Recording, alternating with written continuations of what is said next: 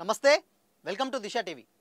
దేశంలో మరో పబ్జీ పరిచయం బయటికి వచ్చింది పబ్జీ ఆడుతూ భారత యువకులతో స్నేహం పెంచుకున్న ఓ అమెరికా యువతి ఏకంగా వారి కోసం భారత్ వచ్చేసింది అయితే ఇద్దరితో స్నేహం చేసిన ఆ యువతి మొదట ఒక యువకుడి వద్ద ఉండి ఆ తర్వాత మరో యువకుడి వద్దకు వెళ్ళింది అయితే ఈ వ్యవహారం మొత్తం చివరికి పోలీసుల వద్దకు వెళ్లడంతో అసలు విషయం తెలిసింది ఇప్పటికే ఇలా పబ్జీ గేమ్లో పరిచయం కోసం పాక్ నుంచి ఓ వివాహిత వచ్చిన సంఘటన దేశంలో తెగ చర్చనీయాంశమైంది పబ్జీ గేమ్ ఆడుతూ ఏర్పడిన పరిచయం కాస్త ఆ యువతిని దేశాలు దాటేలా చేసింది గతంలో పాకిస్తాన్కు చెందిన సీమా హైదర్ అనే మహిళ కూడా ఉత్తరప్రదేశ్ యువకుడు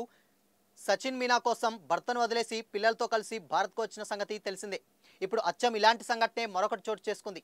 ఈసారి అమెరికాకు చెందిన ఓ యువతి పబ్జీలో అయిన స్నేహం కోసం భారత్ వచ్చేసింది ఇందులో మరో ట్విస్ట్ ఏంటంటే ఒకరితో కాకుండా ఇద్దరు యువకులతో స్నేహం ఏర్పరచుకున్న ఆ యువతి భారత్కు వచ్చిన తర్వాత ఒక యువకుడితో కొన్ని రోజులు ఉంది ఆ తర్వాత మరో యువకుడి వద్దకు వెళ్ళింది చివరికి వారు బస్సులో ప్రయాణిస్తుండగా అనుమానం వచ్చి ఆ బస్సు డ్రైవర్కి పోలీస్ స్టేషన్కు తీసుకెళ్లగా అసలు విషయం బయటపడింది అమెరికా ఫ్లోరిడా రాష్ట్రంలోని హోమ్స్ క్లిక్ రోడ్ గ్రేస్ విల్లేలో నివసించే బ్రూక్లిన్ కార్లీ అనే 30 ఏళ్ల యువతికి పబ్జీ ఆట అంటే చాలా ఇష్టం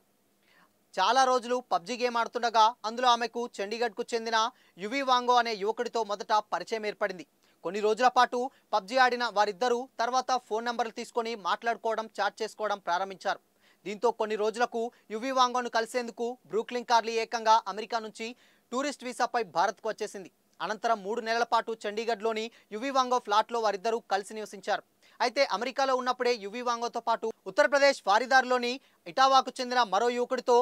కూడా బ్రూక్లీ కార్లీకి పరిచయం ఏర్పడింది 3 నెలల పాటు యువి వాంగోతో కలిసి చండీగఢ్లో ఉన్న బ్రూక్లిన్ కార్లీ ఆ తర్వాత ఇటావాకు చెందిన హిమాన్షు కోసం అక్కడికి వెళ్ళింది ఆ తర్వాత ఇటావా నుంచి బ్రూక్లిన్ కార్లీ హిమాన్షు బస్సులో ఢిల్లీకి బయలుదేరారు బస్సులో వారిద్దరూ మాట్లాడుతుండగా తోటి ప్రయాణికులకు అనుమానం వచ్చింది దీంతో వారు బస్సు డ్రైవర్కు సమాచారం అందించారు వెంటనే బస్సును